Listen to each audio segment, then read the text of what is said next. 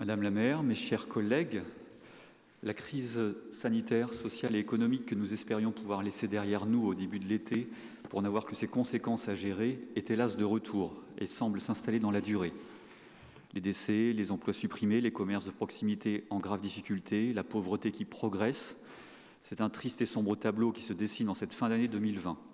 Il y a seulement 10 jours, le Secours catholique a informé que cette année, notre pays comptera 10 millions de pauvres, un chiffre inquiétant et effroyable. Les inégalités et la précarité ne sont malheureusement pas des faits nouveaux en France, mais la crise qui s'est ouverte au mois de mars et qui ne se referme pas n'a fait que les accentuer. Face à ces situations insoutenables qui touchent à la dignité humaine, nous refusons de rester les bras croisés, de laisser qui que ce soit sur le bord du chemin.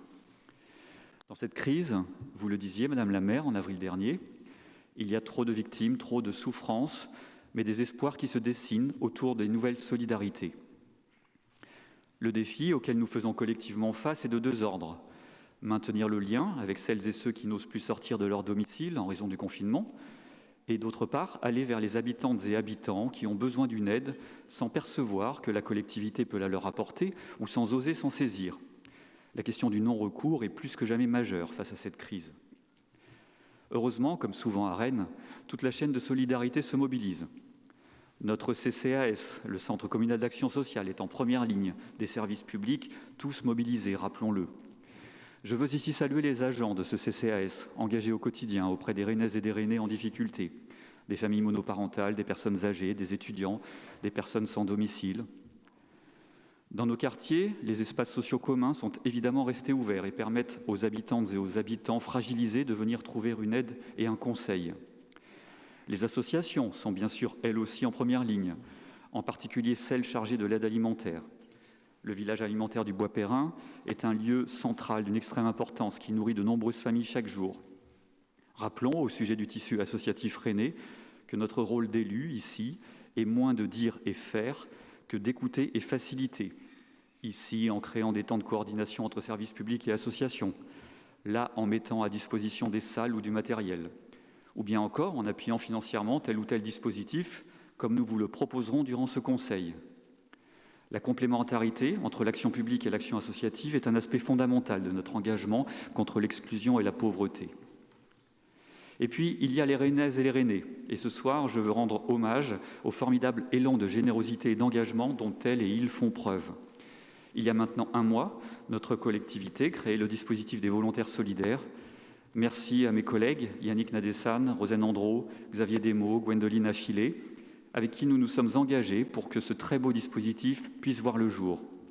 Nous savions, depuis la nuit de la solidarité, que nos concitoyennes et concitoyens n'hésiteraient pas à s'engager pour les autres, pour celles et ceux qui en ont besoin.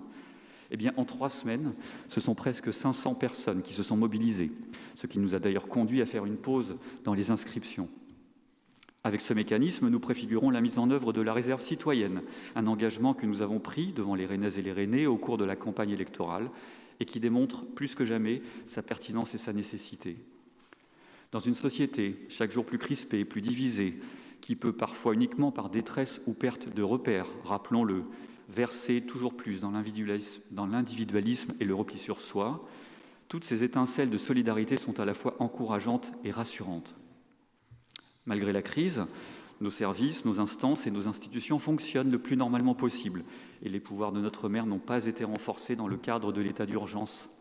Sur la gestion de crise, chaque semaine, Madame la maire réunit les adjoints coordonnateurs et les services pour prendre les arbitrages nécessaires, puis elle échange avec les présidents des groupes politiques sur la situation afin de rendre compte de son action. Une volonté républicaine de travail collectif et de transparence indispensable qui fait vivre les valeurs de la démocratie locale. Enfin, alors que nous débutons ce mandat de 6 ans, notre quotidien ne doit pas se résumer à cette crise qui tente d'occuper tout le terrain. Plus que jamais, se projeter est nécessaire. Nous continuons donc de travailler au sein de notre majorité, unis dans notre diversité et en lien avec nos services, pour appliquer les mesures que prévoit notre programme.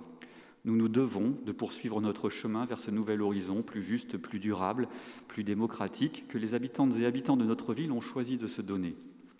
Il y a 10 jours, Pierre Janin a installé et lancé la mission d'études sur la 5G.